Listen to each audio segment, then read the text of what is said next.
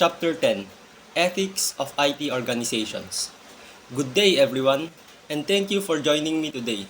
In this presentation, we will explore the ethical considerations and challenges faced by IT organizations. Chapter 10 of our discussion delves into the ethical dilemmas related to use of non-traditional workers, offshore outsourcing, and the impact of IT standards and practices on both workplace and the environment. Understanding these issues is crucial for fostering ethical IT practices and creating a fair and responsible workplace. Key ethical issues for organizations. The use of non-traditional workers, including temporary workers, contractors, consulting firms, H-1B, visa workers, and outsourced offshore workers, gives an organization more flexibility in meeting its staffing needs, often at lower costs. Advantages of using contingent workers. There are several advantages to using contingent workers. Firstly, firms are not usually required to provide benefits such as insurance, paid time off, or retirement contributions to these workers. This significantly reduces costs for the company. Secondly, the use of contingent workers allow companies to quickly and easily adjust the size of their workforce based on business needs. They can scale up during busy periods and reduce staff during slower times without the complication of hiring or laying off permanent employees. Additionally, contingent workers often bring specialized skills and experience to the table, allowing companies to access expertise that may not be available internally. This can be particularly valuable for short-term projects or when specific technical knowledge is required. Disadvantage of using contingent workers.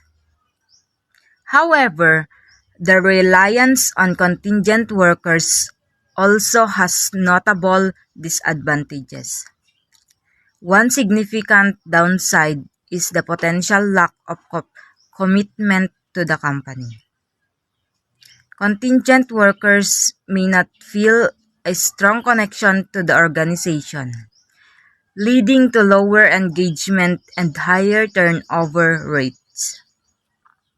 This can be particularly problematic for projects that require long-term continuity and dedication. Furthermore, while these workers may possess the necessary technical skills, the knowledge and experience they gain during their tenure are lost to the company once their contracts end. This can be detrimental to long-term project continuity and success, as the company loses valuable insights and expertise when contingent workers depart. Strategies for successful offshore outsourcing. Outsourcing, while cost-effective, requires careful management to ensure success. Key strategies include maintaining daily interaction between development and business terms, and taking a hands-on approach to project management. Companies must also truly evaluate potential outsourcing partners to ensure they can provide employees with the required expertise, project manager fluent in the employer's native language, sufficient staffing levels, advanced telecommunications infrastructure, high quality on-site management. These factors are crucial for mitigating risks and ensuring that the project aligns with the company's standards and objectives. Eff- Effective Effective communication and oversight are essential to avoid misunderstanding and ensure that the project stay on track. ICT Industry Code of Conduct. The Electronic Industry Citizenship Coalition plays a vital role in establishing ethical standards within the IT and electronics industries.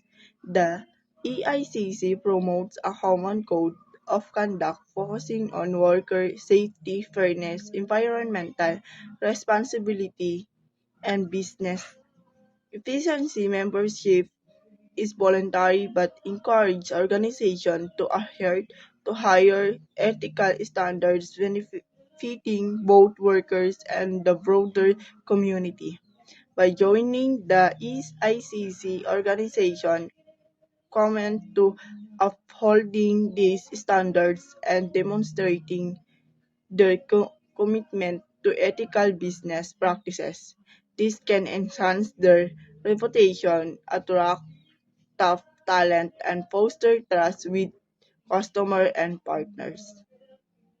Addressing the shortfall of US IT workers. IT firms in the US are increasingly turning into non-traditional sources of labor due to a shortage of domestic workers with the necessary skills. The contingent workforce includes independent contractors, temporary workers, and those hired through employment agencies. The H-1B visa program is also a critical component, allowing companies to fill roles with specialized skills that are hard to find domestically.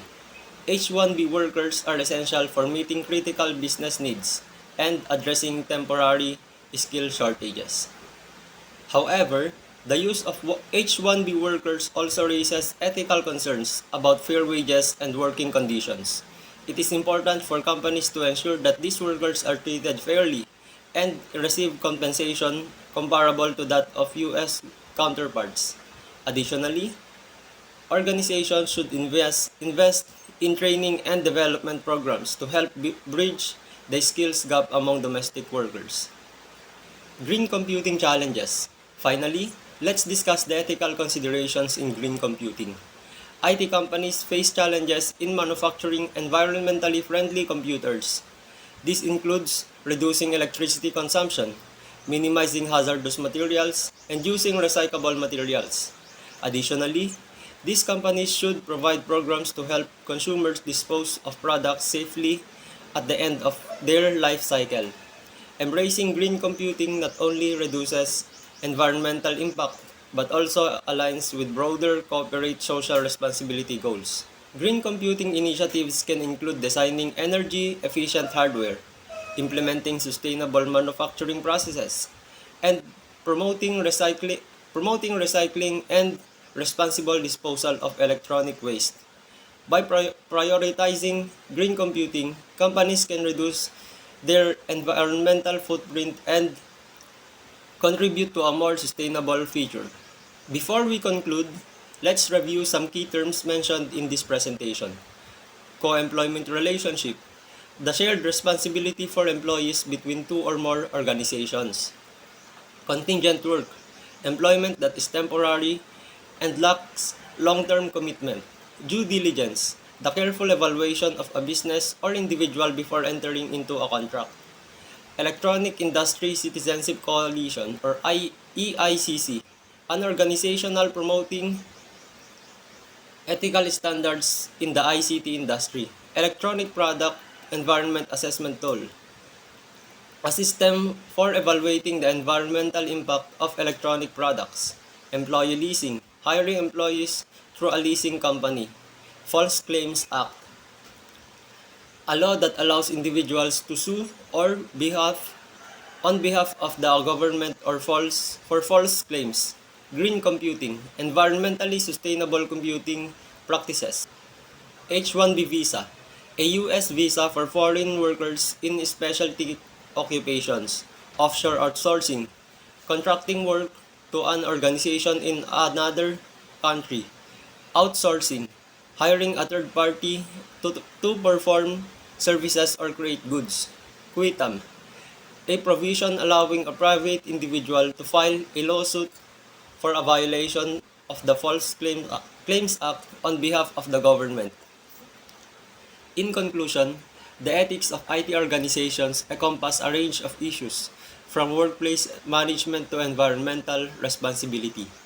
By understanding and addressing these ethical considerations, organizations can better navigate the complex landscape of modern IT operations, ensuring fair treatment of workers and sustainable practices.